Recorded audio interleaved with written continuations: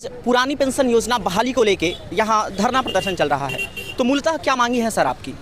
पुरानी पेंशन बहाल कर दी जाए, ये मेरी मांग है। ओल्ड पेंशन को चलने क्यों नहीं दिए?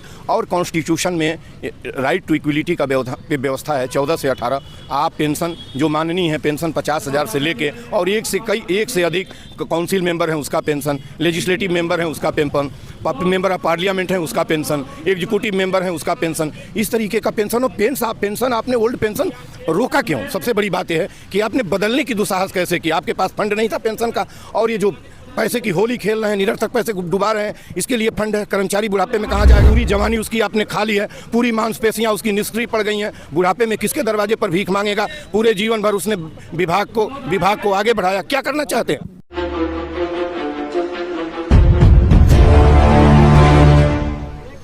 नमस्कार, यूपी बिहार तक देख रहे हैं आप लोग, और अभी इस समय हम लोग गोरखपुर में हैं और हमारे साथ बातचीत करने के लिए पूर्वांचल के गांधी डॉक्टर संपूर्णानंद मल्ल जी हैं।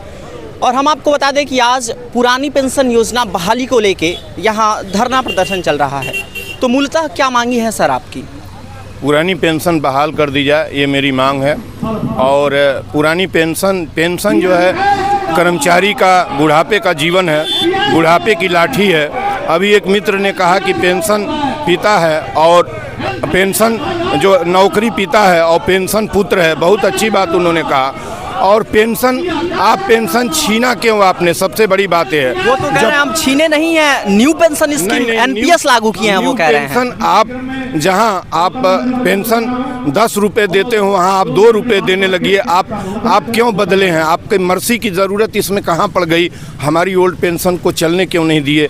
और कॉन्स्टिट्यूशन में राइट टू इक्वलिटी का व्यवस्था है 14 से 18।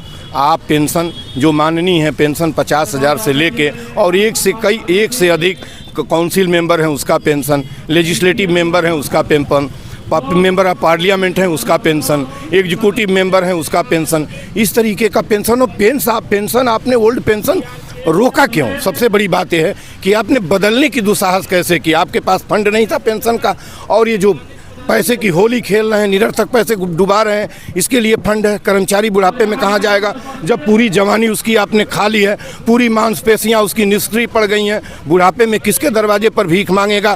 पूरे जीवन भर उसने विभाग को आगे बढ़ाया। क्या करना चाहते हैं? तो आपकी मांग ये है कि माननीय लोगों की भी पेंशन बंद होनी चाहिए। माननीय लोगों को तो कोई राइट नहीं है पेंशन लेने का, कोई राइट नहीं है पेंशन लेने का। जिससे आपने 40 साल 35 साल नौकरी कराया, उसको पेंशन से आप वही एनपीएस पेंशन क्यों नहीं ले लेते हैं? न्यू पेंशन स्कीम आप ले लीजिए, पुरानी ओल्ड पेंशन स्कीम इनको दे दीजिए। मैं कह रहा हूं कि कोई मर्जी नहीं है, आप आहिस्ता से पेंशन दे दीजिए। और रेल के कर्मचारी, रेल बोन है, रेल हृदय है अर्थव्यवस्था का और संचार का, देश का।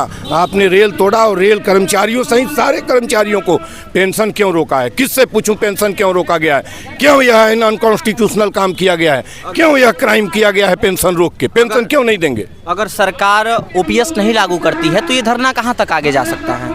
अरे सदन नहीं चलने देंगे, ऐसी बात आप करते हैं यार।